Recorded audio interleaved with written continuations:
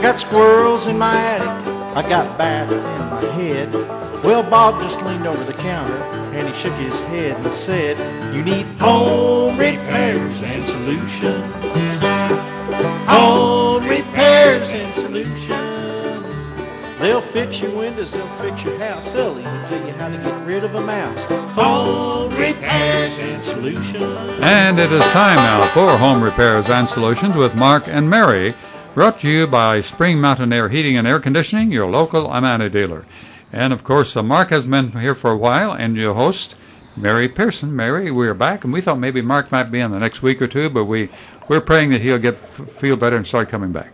I hope so. I really miss him not being on the show with us, but I haven't heard from him for a while, so I just assume that everything's going okay. Well, he called in a couple of weeks ago. He did call in a couple of weeks ago and thought he might be able to be back on, but maybe he can't get his rehabilitation schedule fixed because, he's usually doing rehabilitation this time on Fridays. So hopefully he'll get through that here pretty quick and be back on the show with us, and he's always fun to have on. So, but we do have today, good morning, everyone. You're listening to Home Repairs and Solutions, and we do have a guest today with us on the show. We have Mr. Jeff Hansen with Hansen's Tree Service. I'm real happy to have him on the show today. I have had people ask me questions about tree stuff in the past. I have some neighbors and stuff have some tree issues, and I don't know anything about trees except that I like them.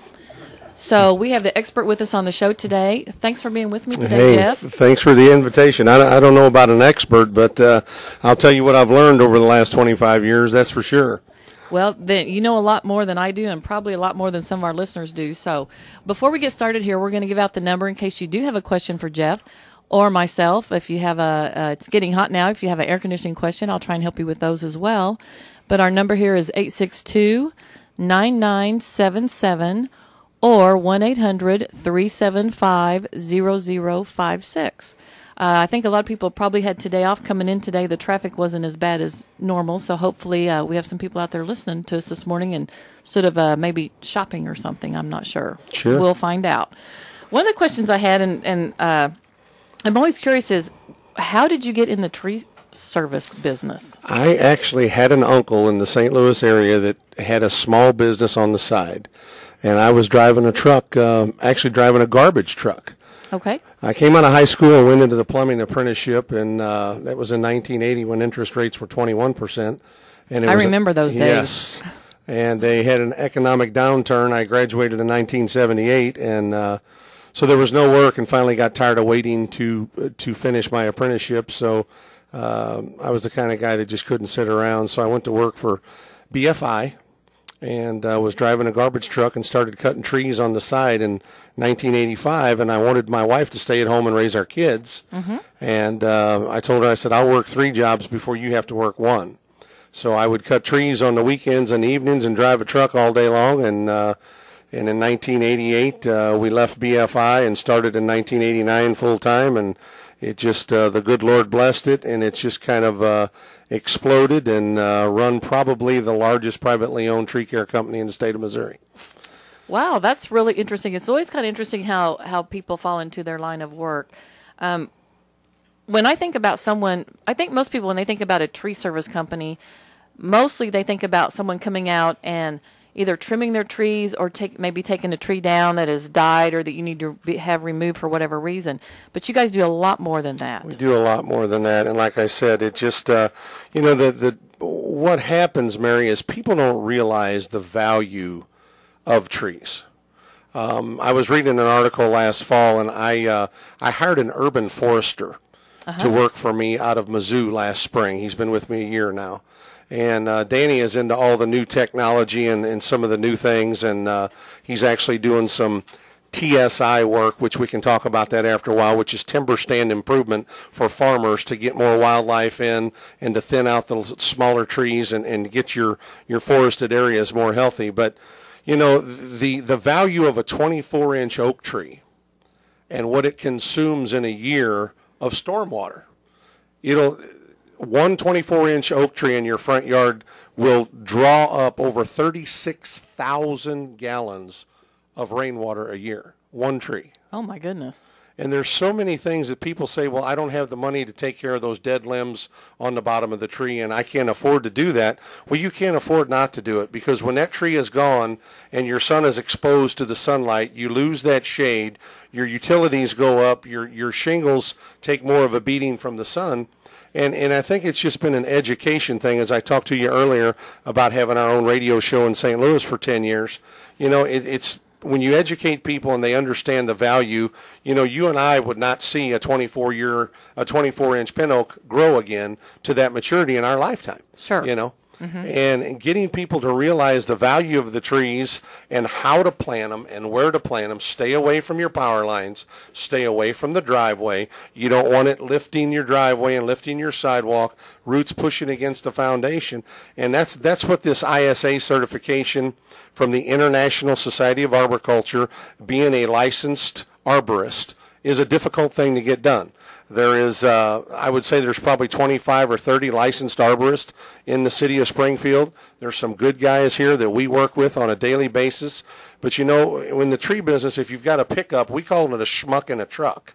If you've got a chainsaw and a pickup, you're in the tree business. Sure. And people will turn these guys loose and they get hurt. And I can show you some photos, and I will do that while we're sitting here. Of an accident that happened in this area about a month. Actually, it was Easter Saturday. Okay. Of an uninsured contractor that went to somebody's house, told him he had insurance, and then ended up sticking the chainsaw in his leg on the job. And I guarantee you, this homeowner is going to get sued before it's all said and we wouldn't want to post that. Yeah, it's worse than ugly. That's ugly. But that's the types of things that happen. And my wife and I started bringing our family down here in the mid-'90s.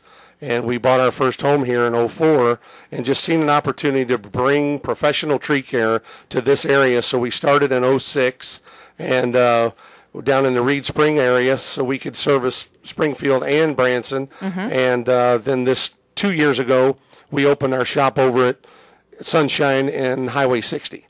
And like I said, it's been a great opportunity. There's some great guys here in town that we work with. But what tends to happen is they buy a chainsaw, they got a pickup truck, they tell everybody they're fully insured, and people have no clue what they're getting. They'll hire anybody, they'll call anybody, and when somebody gets hurt and there is no insurance, then there's a lawsuit. And you know what workman's comp's all about. Owning a business of your own, you know, and it's easy to tell people that, oh, we're fully insured. Well, then, like this gentleman, when he stuck this saw in his leg, somebody's going to have to pay for that, and that's going to be surgery and all kinds of rehabilitation. Oh yeah. You know, and so when people call these people, they need to ask them for a card, you know, because they'll all say that they're a certified arborist. Well, they're not. And like I said, they should have an identification card, as you're looking at right there, that proves that they are an ISA certified arborist from the International Society of Arboriculture. And people need to be wise to this stuff and wake up so that, you know, you get what you pay for. Well, when you're talking about having just someone come out and start whacking around on your trees, I would imagine, depending on the tree, I don't know, but I'm sure there's a proper way to trim trees and an improper way. Absolutely. So you don't want to do something that might damage the tree so that then it doesn't grow properly or that you have an issue with it later.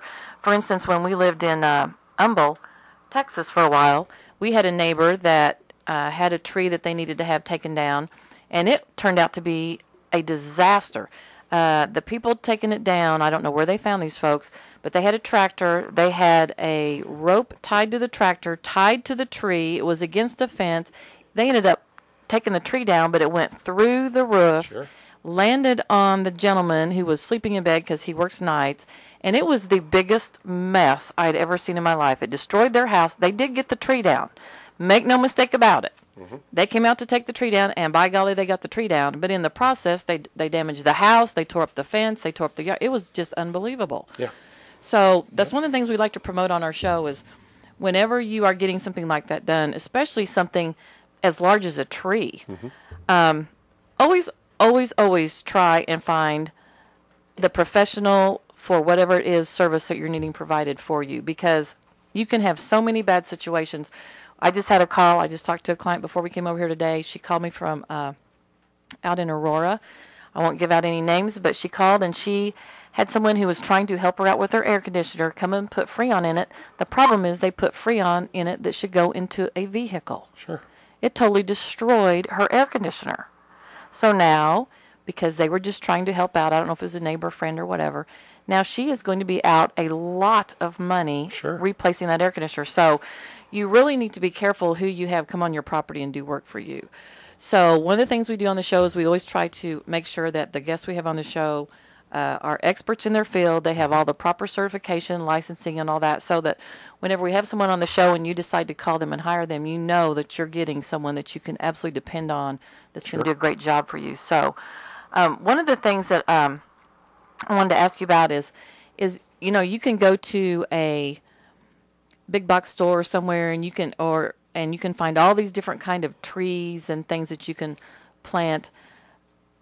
Do you really need to be careful as to what you're planting here? I mean, some of this stuff, I'm not sure that it's conducive to our area of the country. Do we need to know anything about bugs or any climatic kind of factors? And all that kind of stuff. And there's so much information on the internet. I mean, it's a great question, Mary. A lot of these trees are grown in the Carolinas and down in Tennessee, which is a different climatic zone. Climatic factors fall into this heavily because sometimes they just don't grow here, Sure. And people will go buy this stuff from the big box stores. They buy it usually, they buy it cheap. It's not always the best plant quality. And that's why I like to push the Wickman Gardens and the Carson's nurseries. Yes, the local people here. The local people that know, the Wickmans buy a lot of mulch from us. Uh-huh. And we appreciate their business, But these people are the people that have lived here for years. I've talked to Glenn Christick before. He's a good friend of one of my neighbors down in Kimberlin City. But, that family, the Christicks, have been here for a long time doing landscaping in the Springfield area. Obviously, they got to know what they're doing. They're still in business.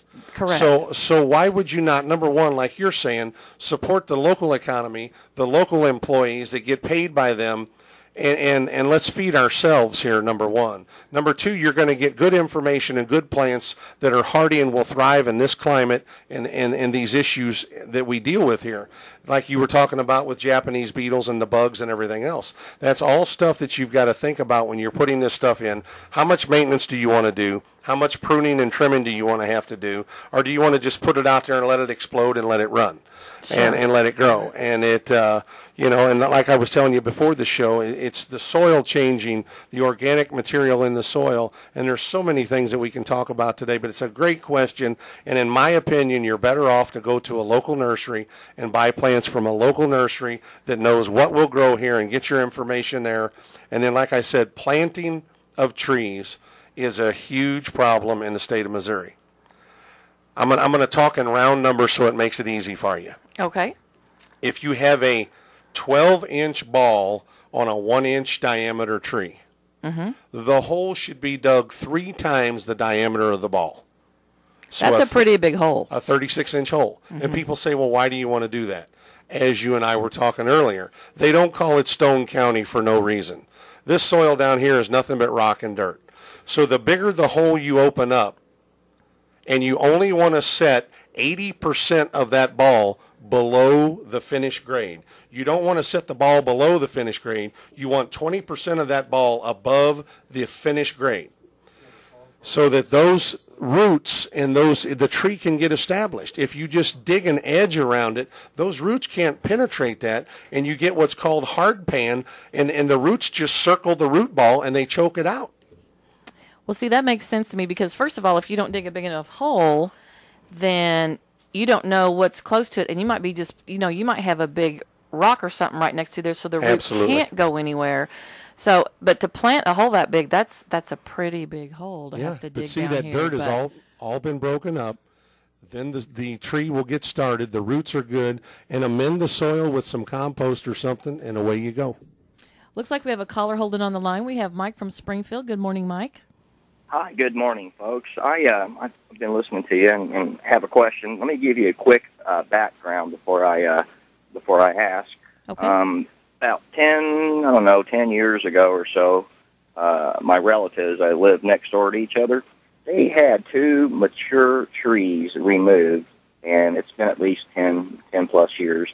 Well, what's happening is the rotted roots underground are producing mushrooms, if you can visualize that in the yard. Sure. Mushrooms.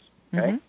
Now, subsequently, they had a nursery come out and they professionally planted one in each front yard, flowering dogwoods, Cornus Florida to be specific. Mm-hmm. They reached a height of approximately 5 feet. One died, and then the other died, 2 separate yards. Now, is there a correlation between the mushrooms, that damp ground, and the Cornus Florida? Was that what caused them to die, you think? We don't know why. What happened, you know? Well, Mike, let me tell you several misconceptions about dogwoods. Okay. Dogwoods do not like wet feet. Do you understand what I mean? Yes, sir. They do not like a lot of water. Most people plant dogwoods in wet areas, and they do not like that. That's one thing I would look for. Number 2 is the thing about dogwoods. If you're buying native dogwoods, or if they went out in the woods and got them, those trees have been shaded by mature oak trees, and when you bring those things out and you expose them to direct sunlight, most dogwoods do not like direct sunlight. Okay. So, there's a chance that the fungus, if those trees had been properly removed, the stumps should have been ground out and what I call chase the roots. You take the stump grinder and you run down like the vein, like they strip veins in your body when you're varicose veins. That's the same thing that should be done on these stumps so that you can get as much of that wood out of there so that that fungus is not in there and those bacteria don't get in there. To say that that's what killed them, I don't know. I didn't see it.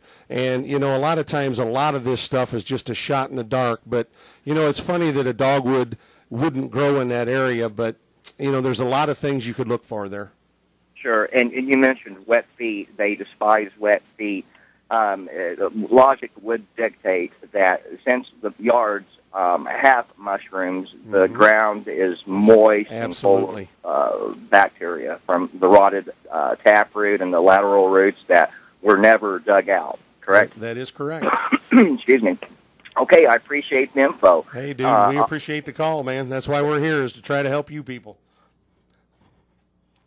Thanks, Mike.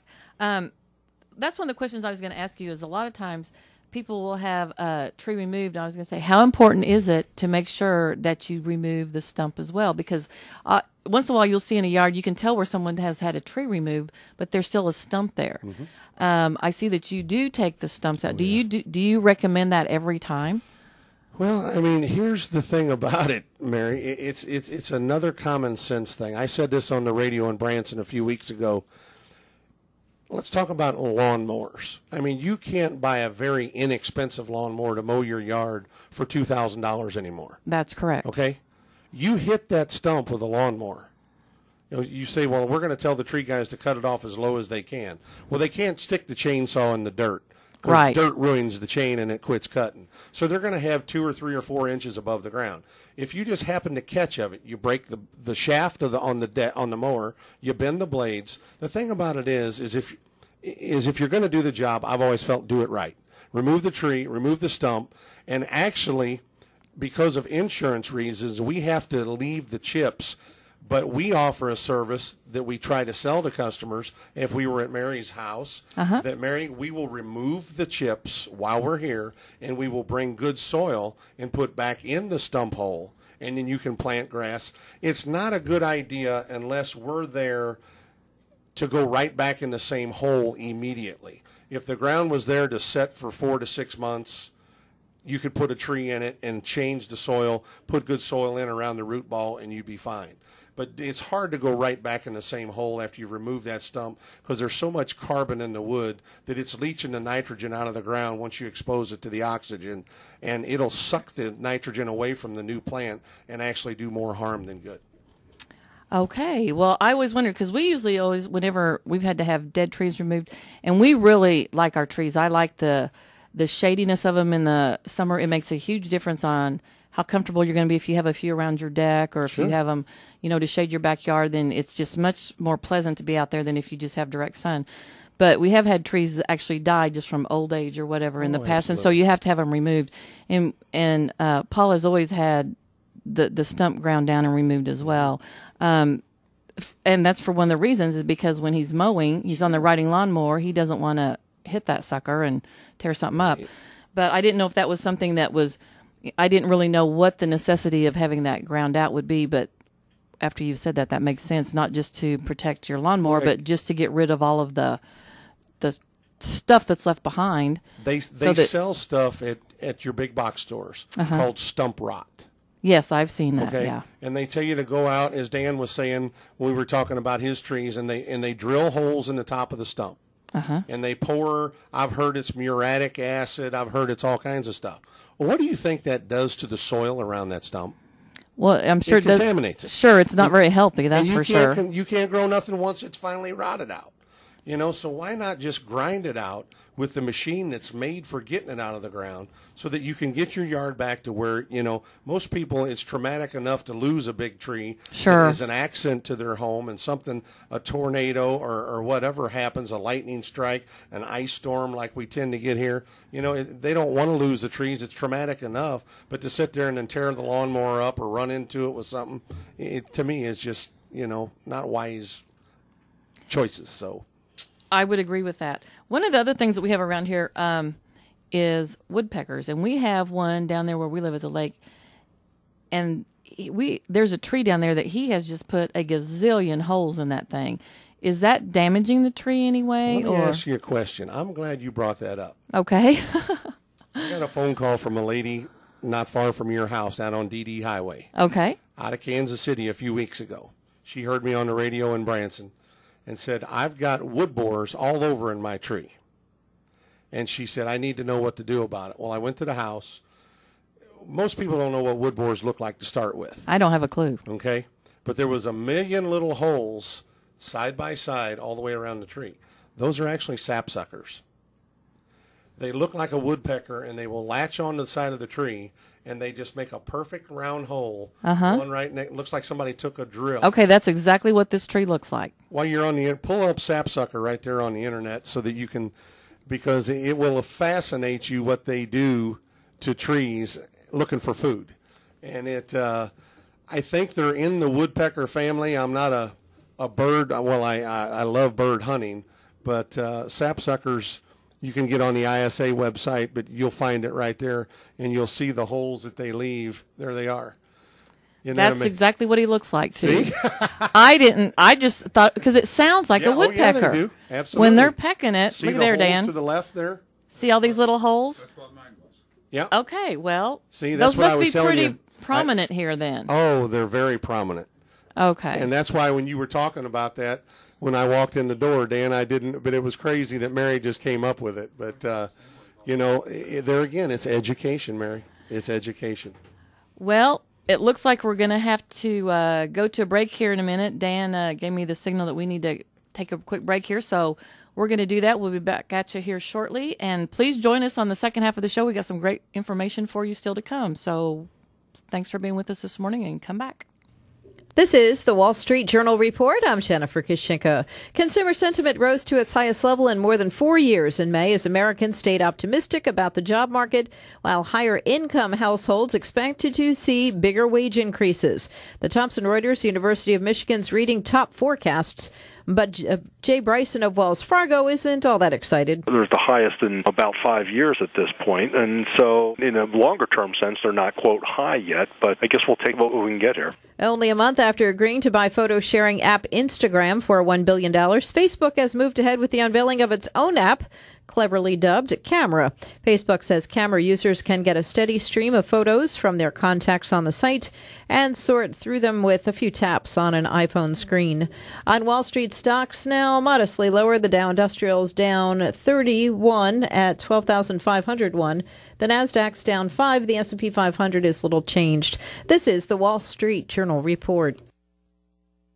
Did you know that certain gold and silver coins can be added to your retirement accounts? It's a fact. For years, investors have been adding popular coins like the gold and silver American Eagles to their IRAs and old 401ks. More importantly, gold and silver have quadrupled in value within the past 10 years. Major banks and credible analysts around the world are forecasting even more demand for both gold and silver in the coming years. Isn't it about time for you to consider adding gold to your retirement accounts? When it comes to adding physical metals to your retirement accounts, no one makes it easier and faster than American Bullion. Call now for your free gold guide at 800-789-4399. Find out how to add U.S. minted gold and silver coins to your IRA and old 401k. Call the most trusted name in the industry today, American Bullion. 800-789-4399. Call for your free gold guide, 800-789-4399.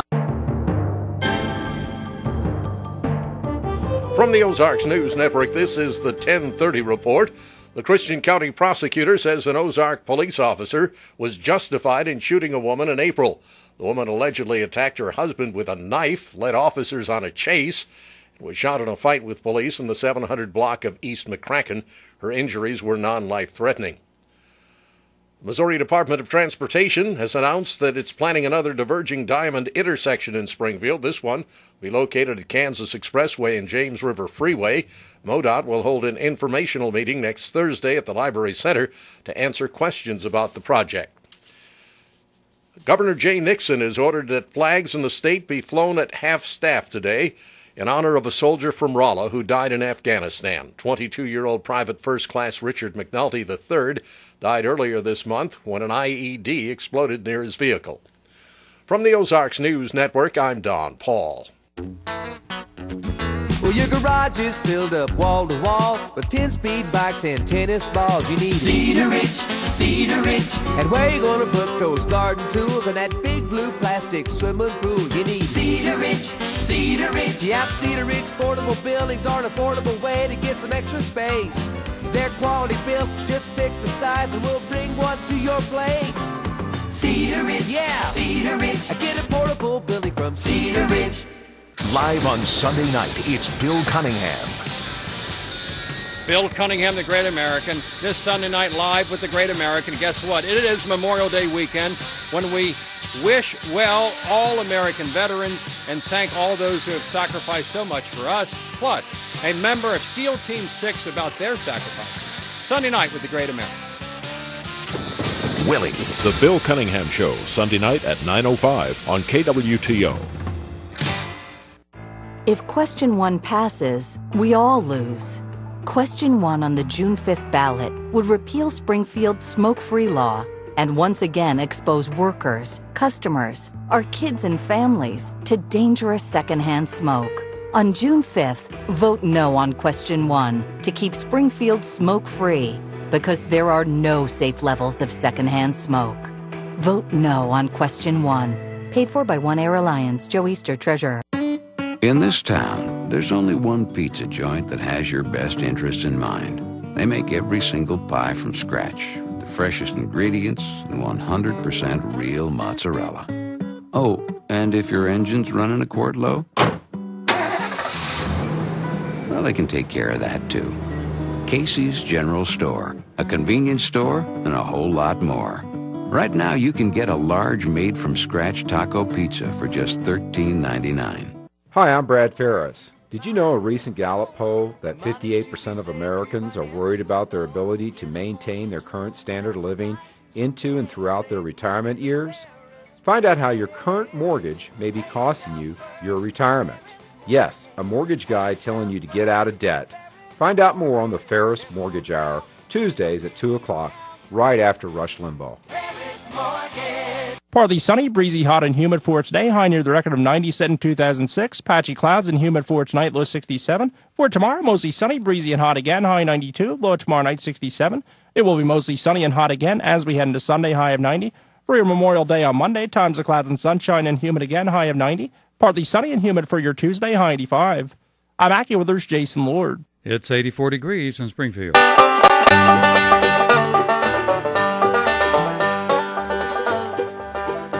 Well, I went down to the hardware store to see my old friend Bob. I said my roof it leaks, my rug's a mess, and my front door needs a new knob. I got squirrels in my attic, I got bats in my head. Well, Bob just leaned over the counter and he shook his head and said, you need home repairs and solutions. Home repairs and solutions. They'll fix your windows, they'll fix your house, they'll even tell you how to get rid of a mouse. Home repairs and solutions.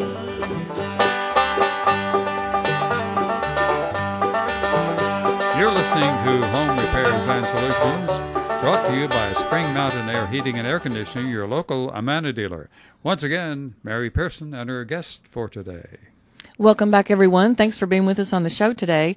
We have a lot more information to cover. I'm probably going to run out of time before we run out of information, which is usually what happens on this show. But right before the break, we were talking about a little bird that looks and acts like a woodpecker, but it's called a sapsucker. And we have those down there where we live. We have a tree that looks just like the one here on the internet I'm looking at. But the other thing we were talking about is tree borers. Is that what you called them? Yep. And tree borers act different than a sapsucker. You're telling me a sapsucker won't kill a tree? Not generally speaking, they won't. But it's usually a sign of that there could be something wrong with the tree. You could have insect infestation, decline in the tree, or you've got a tree that's producing a high amount of fluids in the cambium layer, and they're in there getting their food source. Getting their daily honey intake or something. But as you see in that picture there that you still got up, Mary, they're very straight in the line. They are. Where a wood borer is very erratic. They come out of the tree anywhere. But what I was telling her earlier was a lot of people go crazy with insecticides and herbicides, and I'm not a tree hugger, but I do think that we ought to be good stewards of the environment God gives us. And if you think you've got wood borers, here's a secret for you. Pinch a piece of paper towel or a piece of toilet paper the size of a quarter, roll it up like a scroll, Dan, and dip it in diazinon or insecticide and stick it in the holes in the tree. The borers will come out at night and eat the paper towel, and they're done. Isn't that neat? And then you're not having to spray stuff all over the creation. And it works well. And they carry it right back down into the wood, and it kills them, and they're done, and you don't see them. And when they quit coming to eat, they come out at night to eat. They'll eat through the outside because it's cooler. Sure. The sun heats it up. They'll eat it at night, and they'll eat into the paper towel or the toilet paper dipped in it, and they get a good mouthful, and it's over. And when they quit eating, you know you got your borers, and you're done. So. But they eat from the inside out? Yes, ma'am. Okay. They enter through the soil. Okay. And they eat from the inside out. Well, that's interesting. But so they make a bigger hole than the sapsucker? Sometimes they'll be bigger, generally speaking, it's about the same size. We don't have the EAB here, which is emerald ash borer. It's over west of here in one county. The state of Illinois is quarantined for emerald ash borer. But the thing about emerald ash borer, which will fascinate you, is the hole looks like the letter D, and they eat on their back, Mary. So my goodness. Their exit hole is shaped like a D. I see. It's not round. It's shaped like a D. And so if somebody's telling you got emerald ash borer, number one, they're trying to get in your pocket because as of right now, the state of Missouri says they're only in one county over in Wayne County, which is east of here. Okay. And number two, if you look at the exit holes for emerald ash borer, they're shaped like a D. Okay. So there's all kinds of information on the internet. Like I said, Mizzou's, their website is just phenomenal for all kinds of diseases and plant care and integrated pest management and the whole 9 yards. So if you're into the internet and you're into taking care of your yard and your plants and your trees, I would strongly suggest going to the website at Mizzou because there's some great information there. That's a good help. Most people do have access to the internet, and you can get a lot of really good information. You can also get some misinformation on the internet. So when you're looking up stuff, you need to know who your source is. That is correct. One of the other things I wanted to bring about because I thought was really neat is before we started talking on the show, we were talking about beetles, and you have a great solution if you've got. Are they just beetles? Japanese beetles. And we do have a lot of those in this part of our country. So Jeff here has a great way to treat those, get rid of them without causing any damage to your environment, your yard, your pets, your kids, your neighbors, all that stuff. Again, it was something I threw out years ago that people didn't believe, but just about a quarter size shot of dishwashing liquid in a sprayer with about a teaspoon of vinegar. Vinegar is very acidic, so you don't want to get too much vinegar on your plants. But the smell draws the Japanese beetles. Well, the soap, when you spray the plant, will kill the beetles. And then you're not using an insecticide. But what's so fascinating about this is when people buy these beetle traps, they put them up at their houses. And it's a plant hormone, pheromone. It's a female smell. Right. Don't put the plants up by your house, Mary.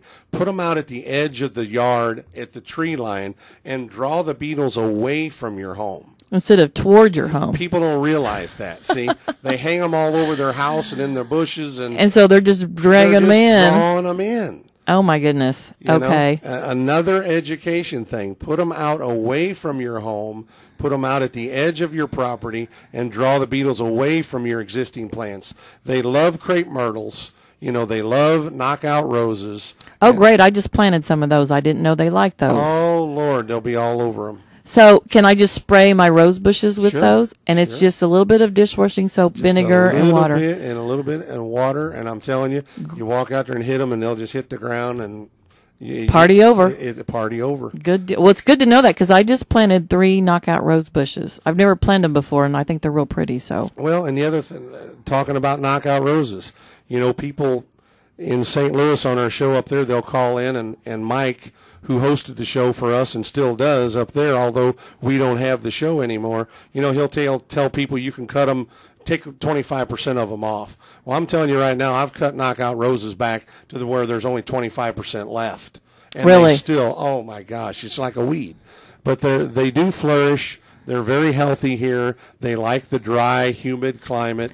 And that's why we planted them where we did, because it's along the side of our house where part of the foundation is there. Sure. And it's just full sun, and it's a pretty hot spot in the yard. Sure. So hopefully those will survive there because nothing else would. Sure. So we're going to see. And there's so many things, and I know we're going to run out of time, that even with the trees, you start talking about oak trees in Missouri, and everybody says, well, it's a black oak and a white oak, and one thing that is very common here is, do you know what a pin oak looks like? Yes. Dan, you know what a pin oak looks like? I had a man tell me this, and there's only one species that it doesn't. The white oak has a lobed leaf, and the red oak, the pin oak, or red oak, has a pointed leaf. Well, people say, well, how do you know them apart? Well, the white oak species, the leaves are lobed like a white man's bullet. The red oak is pointed like a red man's arrow. That's something you can remember. That's what I'm saying. Yeah. And there's only one species of oak, and I want to say it's the chestnut oak that it doesn't. I think it's the chestnut oak that is in the white oak family, but it does have a point. Any other species? But there's like 30 different oaks that are native to the state of Missouri. There's like 7 different hickories that are native to the Missouri, and people say, well, I thought a hickory tree was just a shagbark hickory. No, there's a lot. A shellbark and a shagbark and a mocker nut and a pig nut. There's all kinds of different hickory trees that are native to Missouri, and people just think there's one hickory tree. One hickory tree, yeah. Nope, there's a lot of them. Some of the other things I want to touch on before we run out of time here real quick is you also provide, I know when we go by your place there in Reed Springs, I drive by it every day coming back and forth to work, but you have all kinds of mulch and dirt and different things like that people can come and actually purchase from you, because you recycle a lot of the stuff that you take down into mulch and that type of thing. Absolutely. We work with Noel Boyer at All About Trees and with Mike Crawford over at Mike's Tree Service. And, I'm of the opinion that you're better off to get along with your competition than you are to fight with them. And Noel and Mike are gracious enough, and some smaller guys come out to our facility out there at Sunshine and Highway 60, and they pay us a tipping fee to dispose of their wood resources.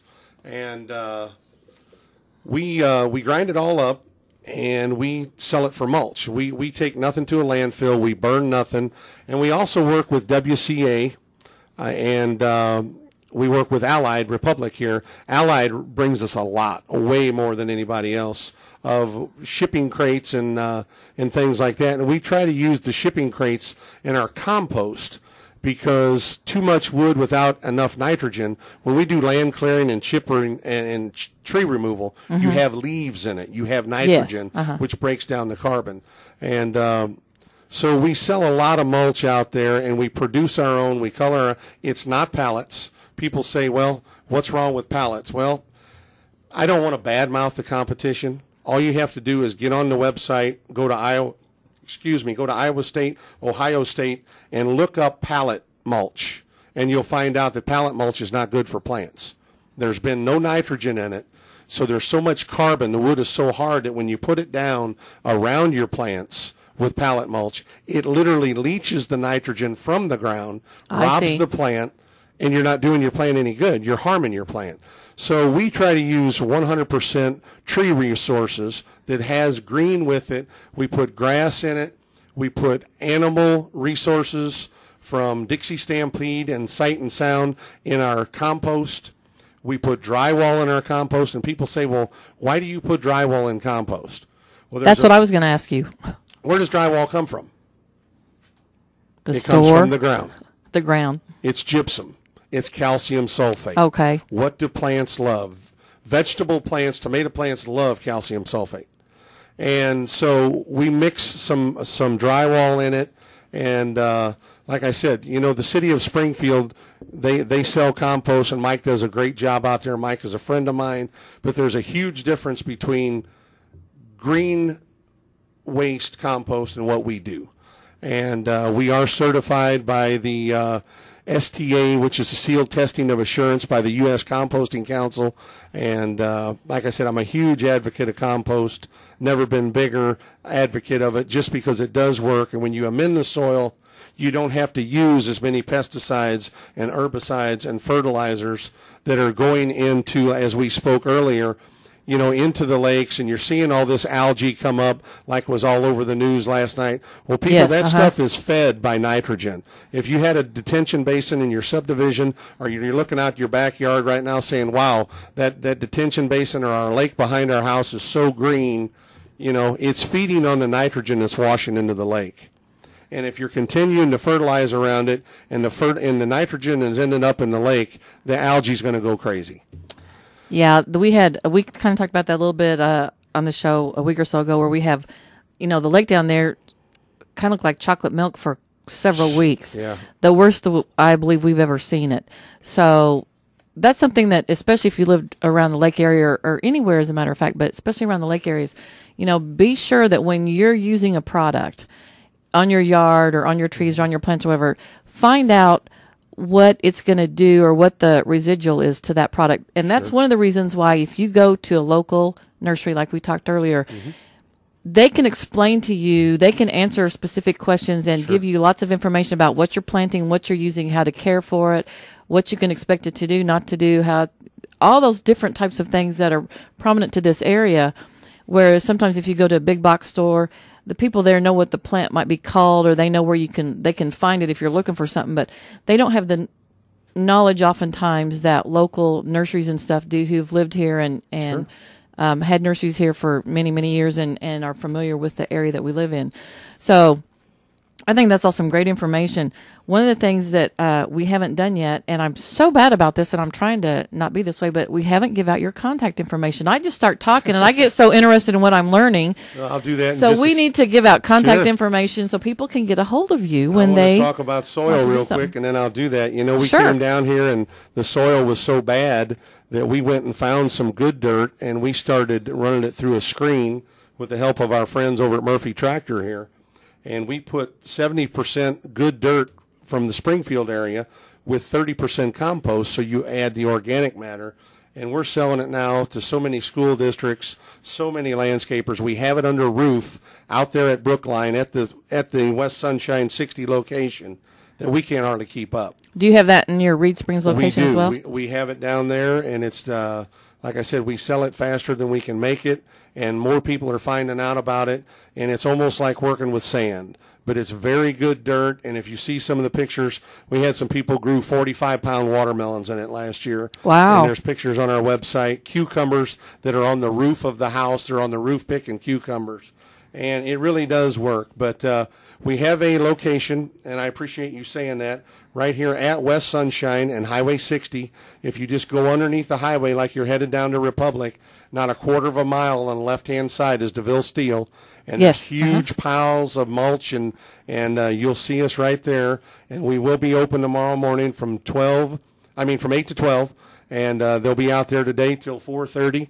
And the phone number out there is 417-877-8733, 877-TREE.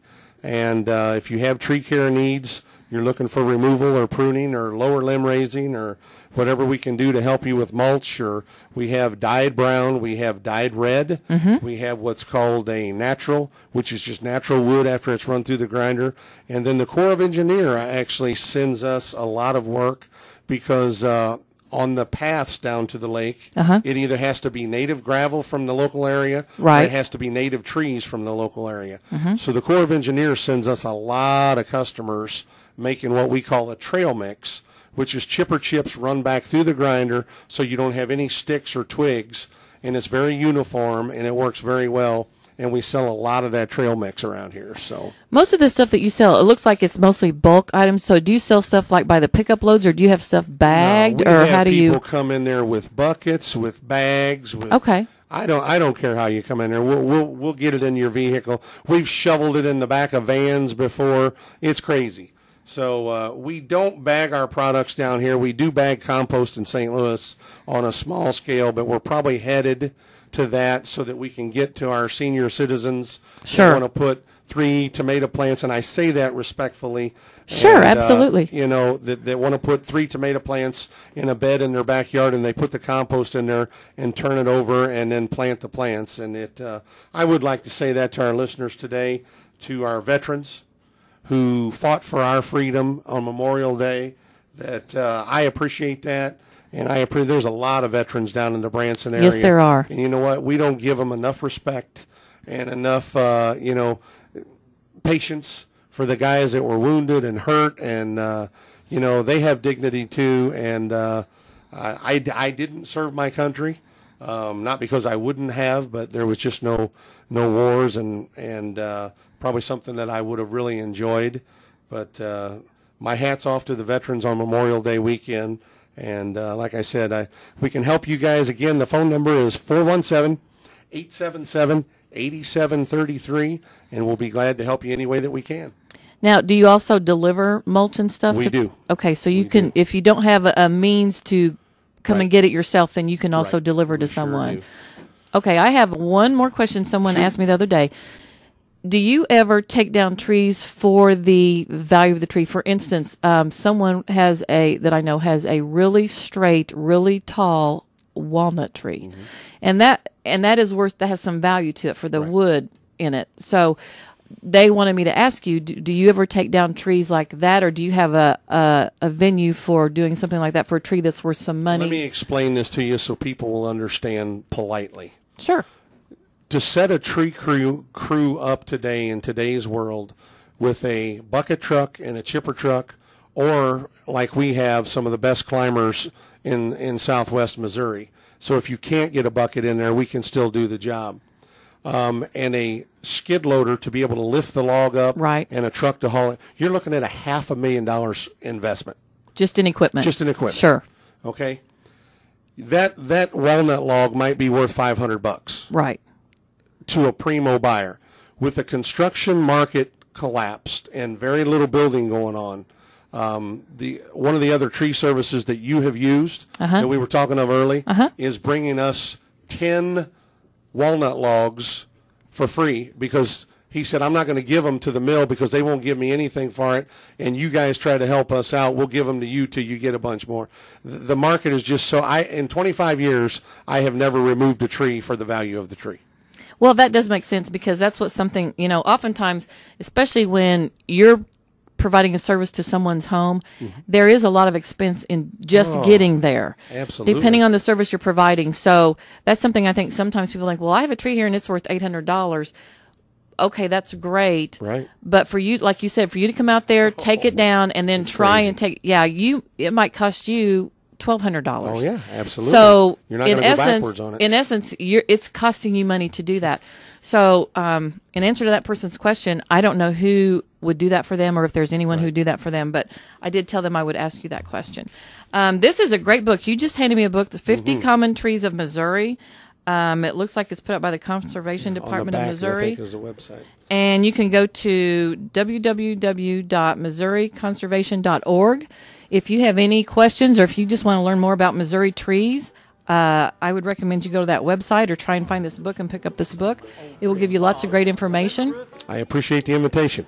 Thank you Thanks very much. for coming, Jeff. It was great having you here. And we didn't get near all the stuff discussed I wanted to, but that usually happens. We'll have you back on. We'll be glad to. Thank you, everyone, for listening. This has been Home Repairs and Solutions, heard here every Friday from 10 to 11 on KWTO 560 AM. And like Jeff, I want to thank all of the veterans out there, especially this Memorial Day weekend, who've served our country and have made us, gave us the ability to live in the greatest country here on the earth. So thank you again to all the veterans, and have a great weekend, everyone.